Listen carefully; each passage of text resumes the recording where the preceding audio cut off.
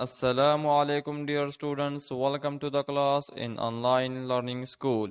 In this class we will learn some personal pronouns. Okay, first one is ana, mean I. For example, ana Ahmed, I am Ahmed. Ana Saeed, I am happy. Ana Tabib, I am a doctor. Okay, next one is nahnu, mean we. For example, nahnu muslimun, we are Muslims. Nahnu fil bayt, we are in the house. Nahnu jalisun, we are sitting. Okay, next one is huwa, mean he. For example, huwa qaimun, he is standing. Huwa talibun, he is a student, and so on. Okay, next one is hiya, mean she. For example, hiya tabiba, she is a doctor. Hiya fil madrasa, she is in the school. Okay, next one is they. In English we use only they, but in Arabic there are different words for masculine and feminine, and also for dual and plural. So we use huma, mean they both, for two, for dual.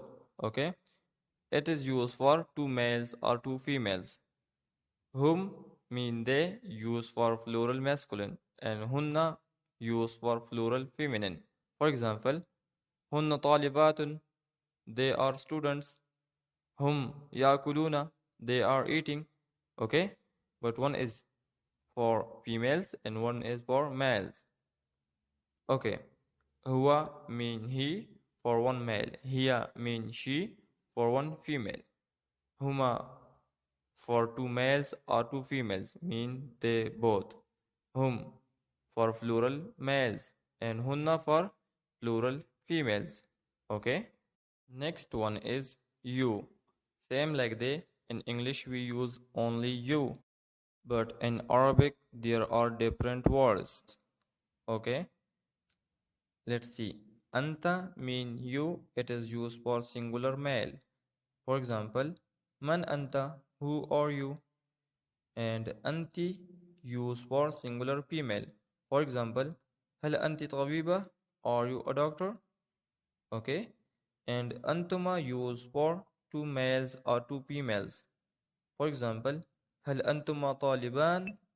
Are you both students? Okay. For plural masculine, we use antum. For example, هل أنتم مدرسون? Are you teachers? Okay. And for plural feminine, we use antunna. For example, هل أنتن بخير? Are you fine? Okay.